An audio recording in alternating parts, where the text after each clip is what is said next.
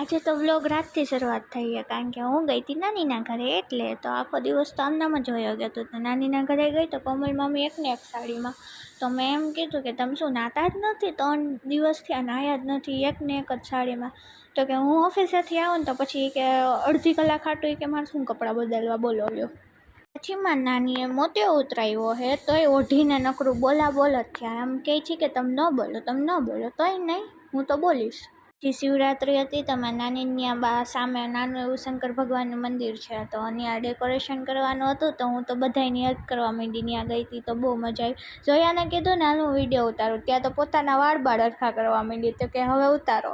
પછી તો ધીમે ધીમે મમ્મી ને મેમ્બર્સ વધતા જ ગયા બધા હેલ્પ કરવામાં. તમારા કલાકમાં તો કામ પૂરું થઈ ગયું. પછી અહીંયા બધા મામી ને છોકરીઓ કામ કરતી હતી, ત્યાં મંદિરમાં બધા ભાઈઓ ને મામા બધા કામ કરતા હતા. 12 સાડા 12 થઈ ગયા હતા અમારે ન્યા. પછી રીંગે આટો માર્યો. બસ આજ માટે આટલું જ. મળીએ કાલના બીજા મિની વ્લોગમાં. ટાટા બાય બાય, રાધે રાધે, જય માતાજી.